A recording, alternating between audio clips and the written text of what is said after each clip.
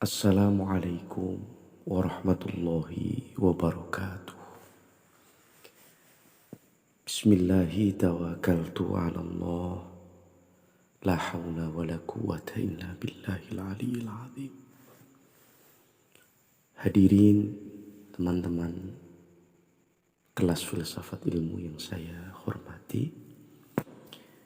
Alhamdulillah dalam kesempatan ini kita bisa melanjutkan lagi pertemuan kedua ya. Dari kelas filsafat ilmu yang akan kita pelajari, kita coba pahami dalam satu semester ke depan. Seperti yang sudah teman-teman pernah pelajari dalam semester sebelumnya tentang filsafat umum ya, baik itu mulai periode Yunani kuno sampai modern. Kita pada kesempatan ini akan mencoba untuk mereview ulang sebagai fondasi ya, sebagai titik awal kita memahami materi-materi yang akan kita pelajari ke depan. Jadi review ini sekedar untuk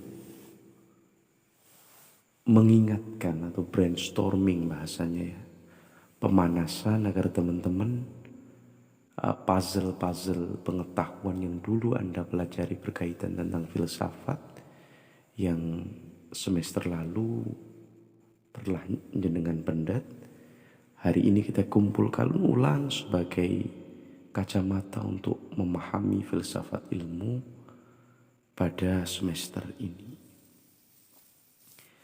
Seperti yang banyak orang definisikan ya tentang filsafat, kita coba beranjak dari definisi formal filo dan sofia secara etimologi dan terminologi dan lain sebagainya yang sudah sering kita bahas dalam pertemuan kemarin.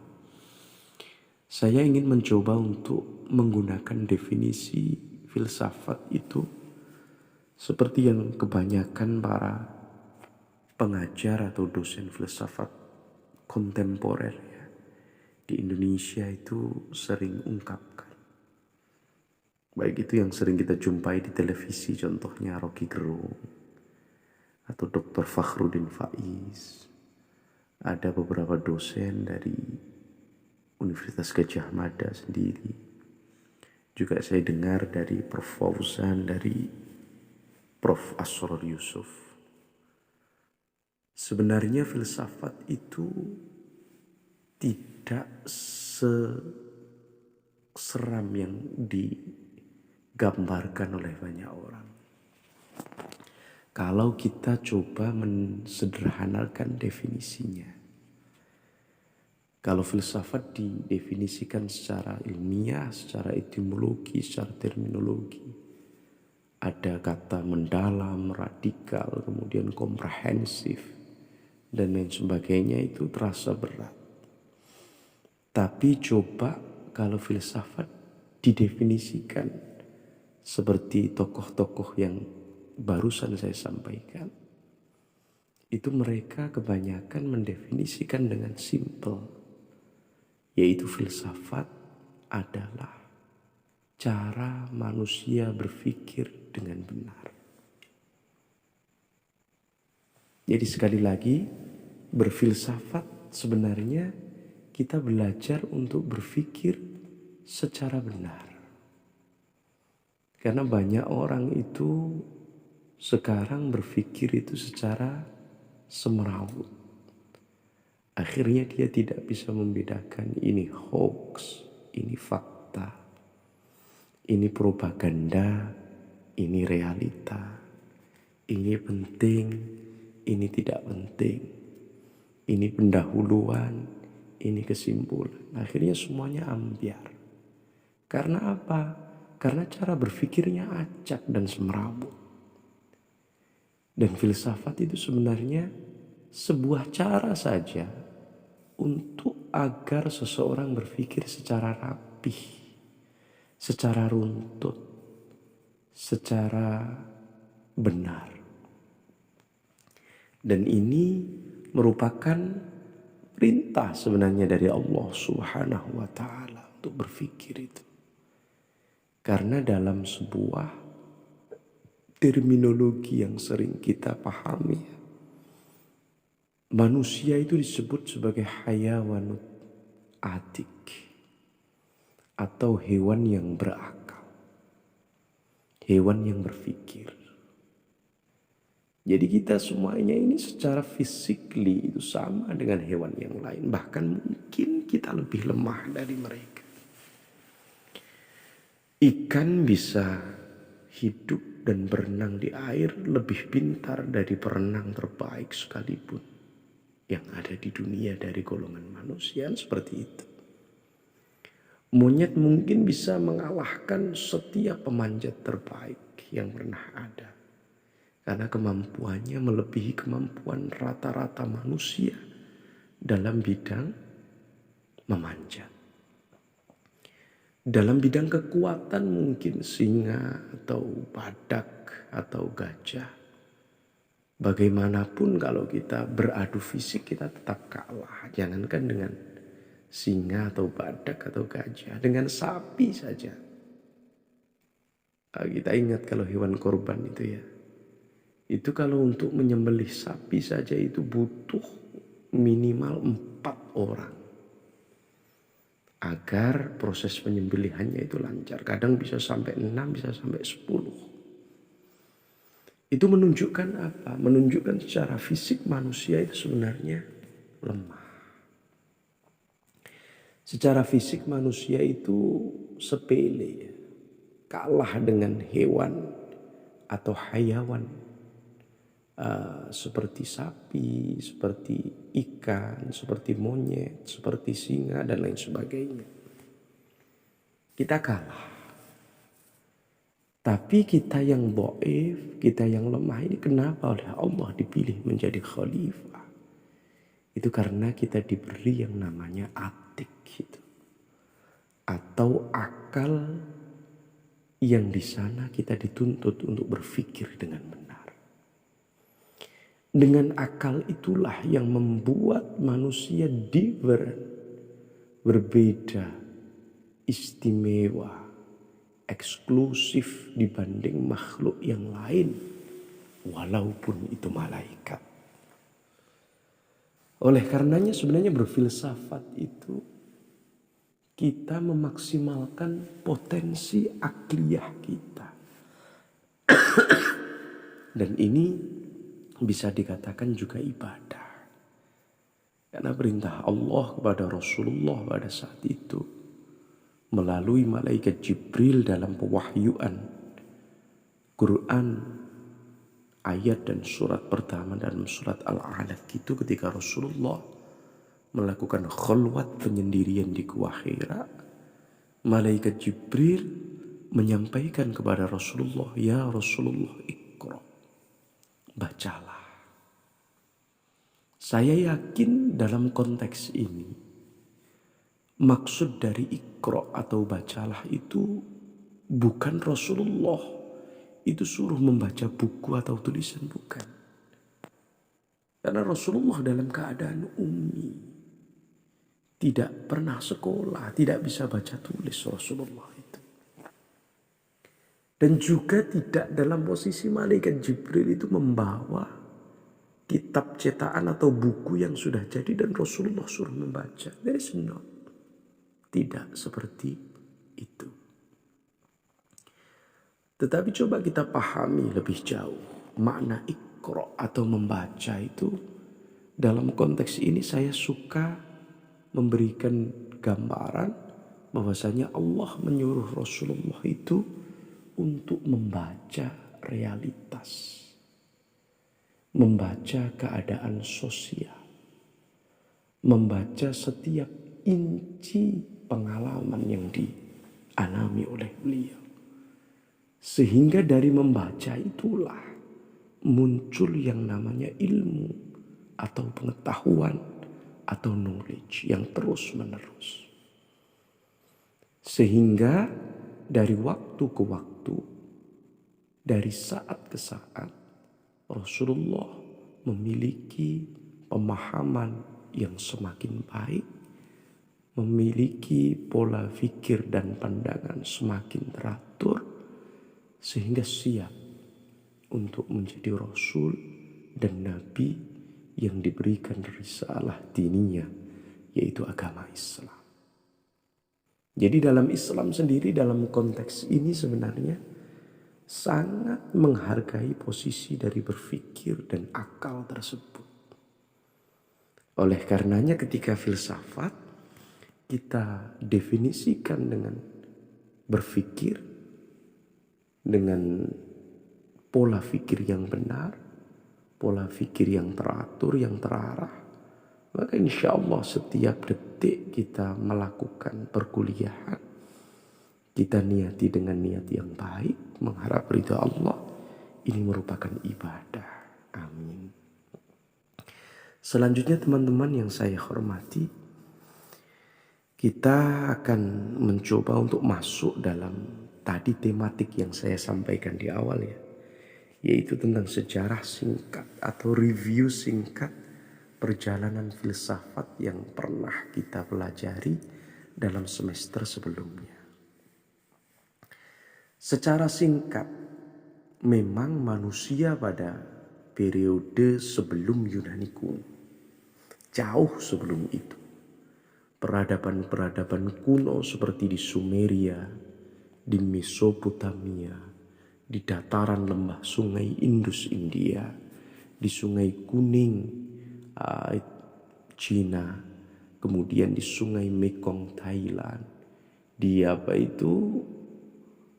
wilayah-wilayah yang ada di Mesir, kemudian di Indonesia juga.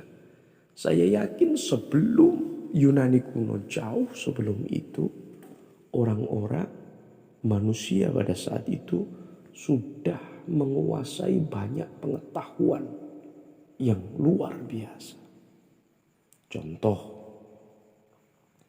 piramida yang dibangun di Mesir yang disebut piramida Giza dan patung Sphinx itu, Anda bisa imajinasikan sekarang di Mesir yang di sana tidak ada bebatuan, padang pasir total.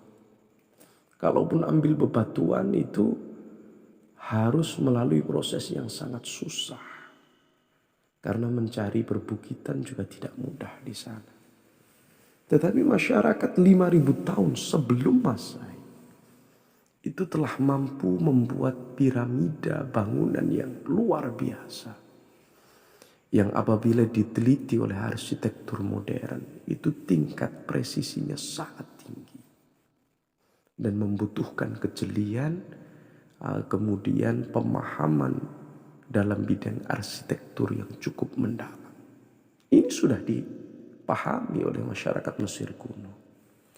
Di lembah sungai Indus misalnya, 5.000 tahun sebelum Masehi, orang-orang di sana sudah memahami hukum way of life, cara hidup yang benar, cara hidup yang baik dengan mengikuti jalan Weda pada saat itu.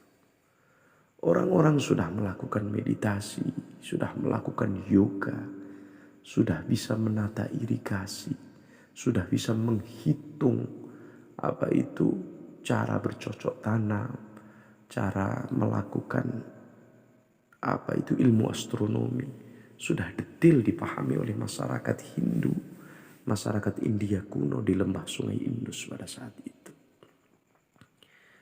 Jadi di berbagai belahan dunia sebenarnya orang-orang itu sudah menggunakan akal budinya untuk menuntun jalan peradabannya. Tetapi secara sistematis perjalanan tersebut, karena hari ini terjadi sentralitas terhadap Barat, dan Baratlah yang mampu membuat sistematika atau metode mempelajari pola pikir ini secara runtut, secara logis ya, seperti itu. Itu Barat, makanya kita menggunakan terminologi Barat.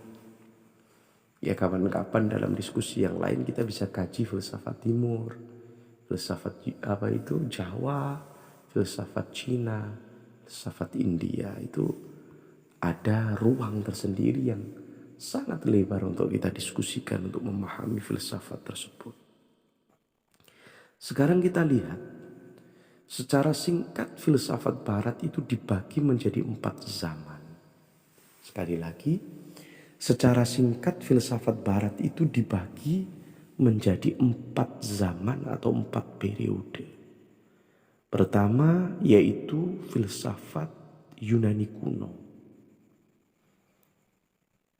Yang kedua yaitu filsafat abad pertengahan.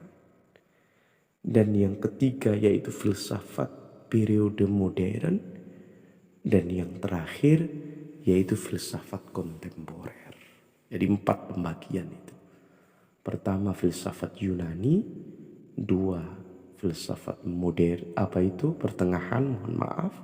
Yang ketiga filsafat modern, dan yang terakhir yaitu filsafat kontemporer. Sekarang kita coba pahami sejarah singkat atau gambaran singkat ciri khas dari filsafat pada periode Yunani pada saat itu. Atau sekarang negaranya kalau kita baca itu Greece ya, Yunani itu. Ciri khas dari filsafat pada periode itu, pada periode Yunani pada saat itu, menurut catatan-catatan para akademisi dan filosof, termasuk orang yang pertama kali mencatat, mendokumentasikan filsafat, yaitu diantaranya nanti Aristoteles, abad ketiga sebelum Masehi, yang meninggalkan banyak buku dan catatan.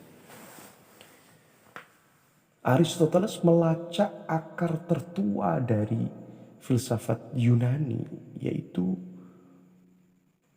dibawakan atau diinisiasi oleh seseorang yang namanya Thales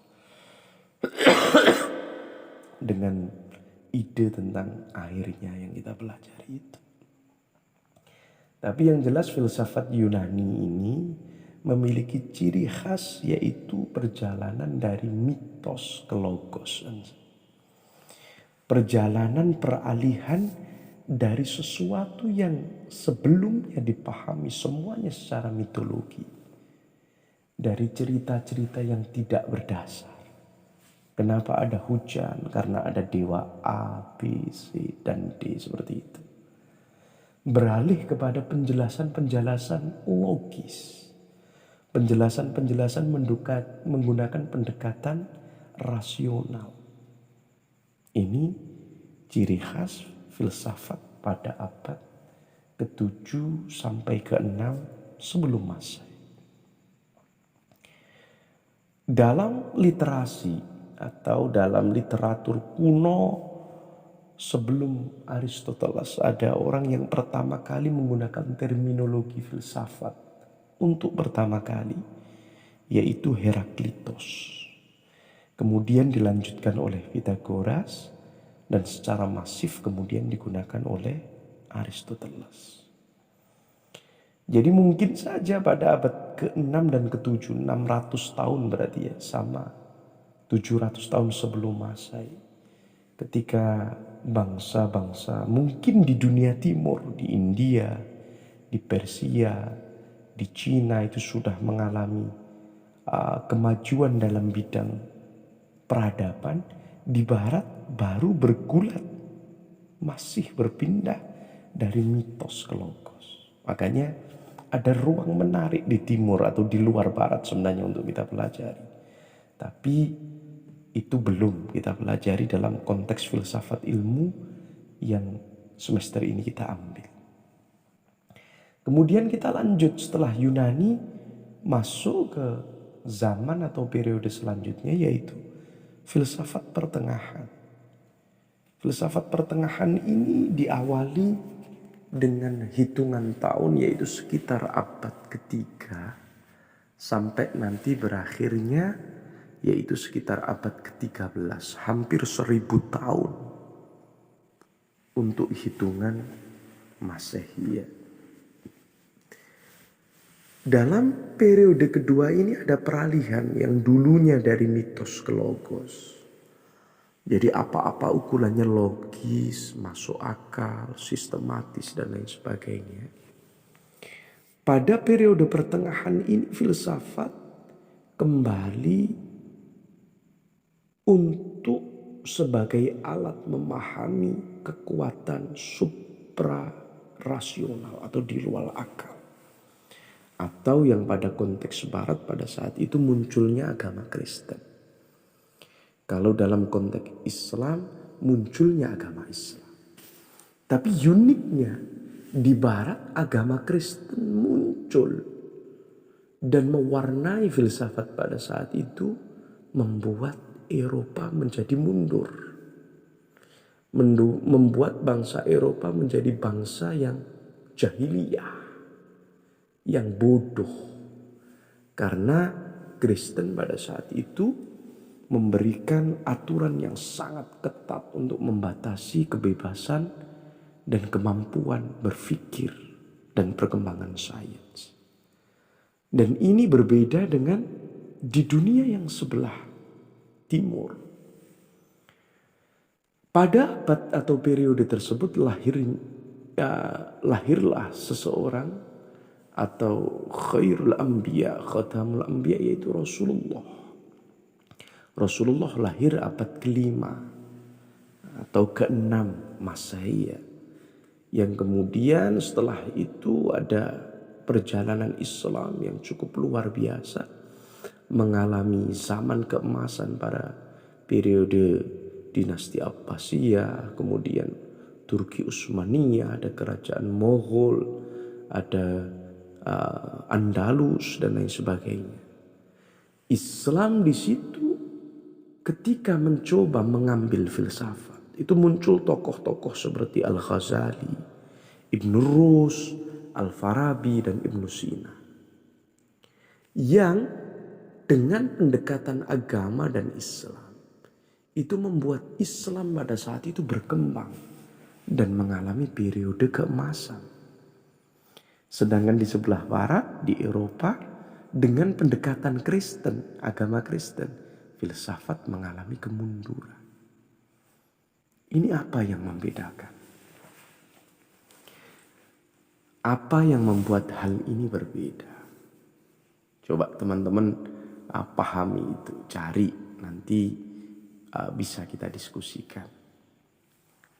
Kemudian selanjutnya, setelah periode agama atau periode filsafat dicampuri dengan faham-faham agama, baik itu Kristen dan Islam yang dinamakan periode pertengahan ini, berakhir kalau di barat ini mendapatkan perlawanan yang sengit, yaitu ketika barat mengalami satu fase yang dinamakan pencerahan atau renaissance. Dan ketika inilah justru agama Islam pada periode ini mengalami kemunduran. Atau mengalami kehancuran, bisa kita katakan seperti itu. Hancurnya dinasti Abbasiyah dan Baghdad pada saat itu, dan juga melemahnya kekuasaan Turki Ottoman atau dinasti Utsmaniyah pada saat itu. Filsafat modern di sini mencoba untuk menguatkan posisi manusia dengan jargonnya atau ciri khasnya, yaitu antroposentris, atau manusia sebagai pokok, sebagai puncak, sebagai ukuran dari segala norma dan setiap peradaban. Karena ini traumatik. Dulu manusia itu dianggap sebagai objek saja, subjeknya agama, subjeknya Tuhan, kan seperti itu. Jadi kalau periode pertengahan atau gereja itu sifatnya teosentrik atau faham ketuhanan. Kalau periode modern itu coraknya yaitu antroposentris atau antroposentrik, yaitu filsafat yang kemudian menempatkan manusia sebagai puncak dan pokok ukuran peradaban. Inilah yang membuat Barat kemudian secara perlahan-lahan mengembangkan lagi kemampuan akal dan teknologinya, kemudian menguasai dunia. Inilah corak filsafat. Yang terakhir yaitu filsafat pada periode kontemporer. Jadi ciri khas dari filsafat kontemporer ini yaitu desentralisasi manusia. Objek filsafat bukan manusia lagi, tetapi sesuatu yang di luar manusia. Karena perkembangan zaman itu menjadi semakin rumit. Dulu orang itu yang dipikir cuma makan, kenyang, senang, seperti itu. Tapi seiring berkembangnya zaman muncul cara untuk merebut kekuasaan yang dinamakan politik. Dan cara itu semakin kompleks. Kemudian filsafat mencoba untuk melihat itu secara lebih detail. Jadi tidak hanya manusianya, tetapi produk pikiran-pikiran manusia yang semakin jelimet ini kemudian menjadi kajian filsafat pada periode kontemporer. Akhirnya filsafat pada periode kontemporer ini berkembang sangat banyak. Contoh seperti filsafat politik, kemudian filsafat hukum, filsafat sosial, filsafat analitik, kemudian macam-macam. Yang itu semuanya mencoba untuk mengkaji produk-produk dari buah pikiran dan peradaban manusia itu sendiri. Oleh karenanya, karena filsafat kembali kepada definisi yang kita bahas di awal tadi, mencoba untuk memahami cara berpikir yang tepat, yang runtut, yang benar, maka dituntut setiap produk berpikir manusia, baik itu apapun, itu didekati dengan cara yang filosofis agar runtut, agar benar gitu loh teman-teman. Agar sesuai dengan kaidah-kaidah berpikir yang benar, agar tidak semrawut. Itulah pentingnya prolog dari filsafat ilmu ini. Jadi diharapkan teman-teman memiliki satu gambaran awal untuk memahami filsafat ilmu ini nanti menjadi sebuah cara ya, atau pola untuk berpikir teman-teman dalam memahami sesuatu. Masalah bagaimana itu runtut, Pak? Bagaimana berpikir yang benar itu, Pak? Bagaimana berpikir yang sesuai itu, Pak? Lah itu nanti kita bahas dalam pertemuan selanjutnya. Saya kira cukup. Terima kasih atas perhatiannya. Assalamualaikum warahmatullahi wabarakatuh.